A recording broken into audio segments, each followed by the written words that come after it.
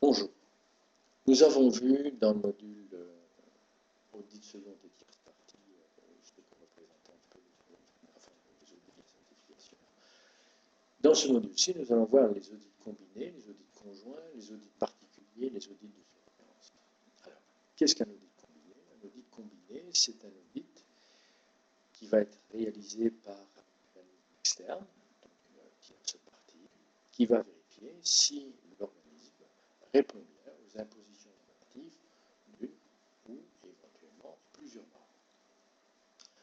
Le combiné vient du fait qu'une entreprise peut éventuellement être certifiée, par exemple, QSE, QHSE, donc il peut avoir 27001 avec 19001, donc on peut combiner pas mal de normes en même temps, mais il est tout à fait clair qu'on va combiner les audits, c'est-à-dire qu'il y a des impositions qui sont communes à l'ensemble des normes, et donc il est inutile de justement faire l'audit pour cette norme-là, recommencer exactement la même question pour l'autre norme et recommencer la même question pour la deuxième norme, etc.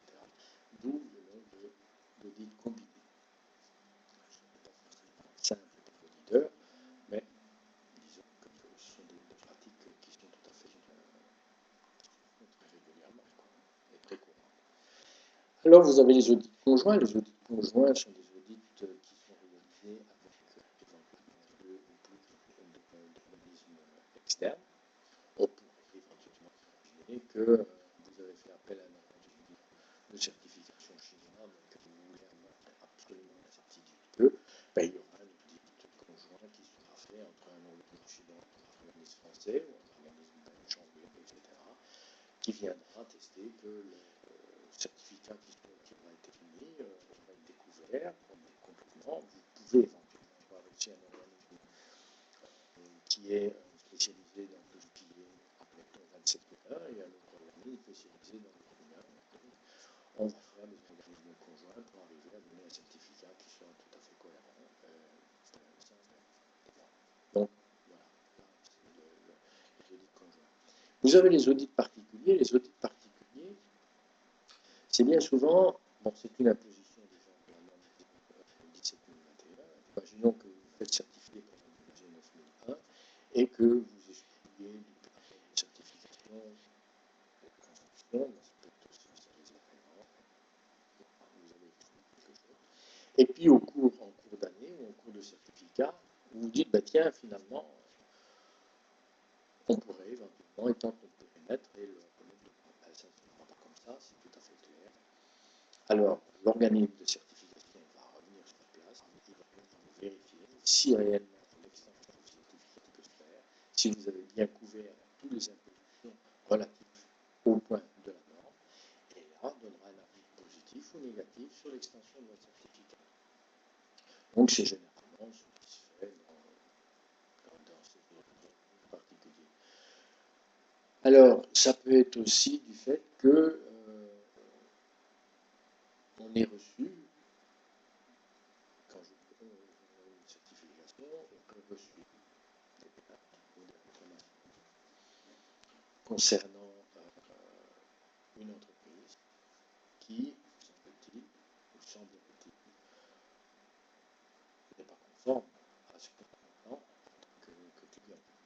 Admettons qu'il n'y a pas de avis administratif, que les dossiers techniques ne sont pas conformes, que les pièces qu'on livre ne correspondent pas à ce qui a été commandé, enfin bref, ça pose problème. Et donc à ce moment-là, l'organisme de certification va revenir sur place pour vérifier si effectivement déjà les résultats sont fondés ou pas, et si on peut ou pas continuer, ou si on doit suspendre la certification jusqu'à ce que l'entreprise ait remis les choses en ordre. Ce sont des choses qui peuvent arriver pour toutes sortes de raisons, et donc ce sont des choses qui sont prévues, bien entendu, dans la norme 27021. Alors, vous avez aussi les audits de surveillance. Maintenant, vous avez été certifié, l'organisme externe est venu, il s'est engagé à dire auprès de la société nationale, comme par exemple Frappelac, Kéma, etc., Lucas et autres, que vous êtes conforme.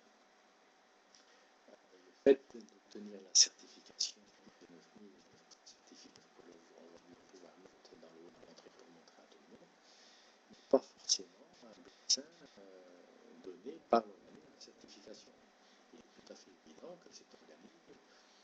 doit s'assurer que cette certification est maintenue dans le temps. Et donc, il est prévu de faire des audits de surveillance à intervalles réguliers, c'est-à-dire à plus ou moins un an, pendant 2 suivis.